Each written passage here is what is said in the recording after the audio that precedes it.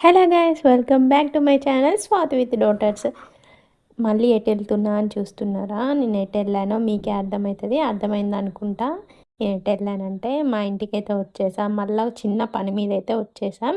మా కిన్నిని తీసుకెళ్దామని, ప్లస్ ఇంకొక పని ఉండే నాకు, అందుకే వచ్చేసా. వచ్చి రాగానే వాళ్ళ చెల్లెల అక్క ప్రేమలు చూడండి. ఒకటే కిస్సులు పెట్టుకుంటాళ్ళు, ఒకటే గుర్తాళ్ళు. చూడండి నాకు అదే నా దగ్గరికి ఎలా వస్తుందో అసలు. అసలు మమ్మీ అంటే అలా ప్రేముంటదనమాట. ఎవ్వరికైనా సరే, ఎంత ఒక్కరోజైనా సరే, మమ్మీ అంటే అలా ప్రాణం ఉంటదనమాట. అమ్మ ప్రేమ ఎప్పటికీ మర్చిపోలేనిది. మా మమ్మీ రాగానే ఏదో ఒకటి చేస్తదని ఎప్పుడు చెప్తా ఉంటది కదా! రాగానే సేమియా అయితే పోసేసింది.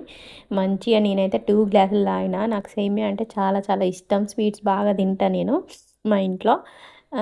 మంచిగా ఇయాల ఒక అయ్యప్ప స్వాములకి భోజనం పెడదామని అనుకున్నారంట మా మమ్మీ వాళ్ళు.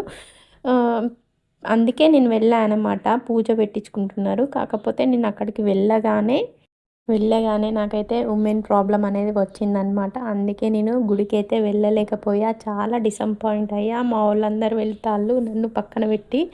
నాకైతే చాలా బాధ అనిపించింది. ఇంటికాడ ప్రాబ్లమ్ వచ్చినా ఇంటికాడ ఉండేదాన్నేమో. కానీ ఎంతైనా ఇక పోలేకపోయినా.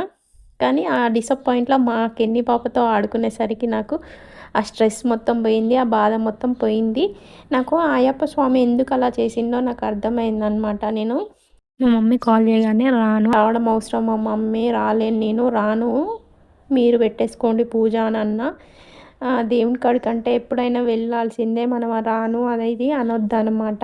నేను మళ్ళీ మా చెల్లె ఇక్కడున్నప్పుడు, ఇండియాలో ఉన్నప్పుడు మా చెల్లెకి జాబ్ వస్తే అయ్యప్ప స్వామి దగ్గరికి తీసుకొస్తా అని మొక్కా అనమాట. అది కూడా చేయలేదు. నేను అయ్యప్ప స్వామికి నాకు గుర్తు చేశాడు. అందుకే నాకు ఇలా అయ్యిందేమో. Thank you friends.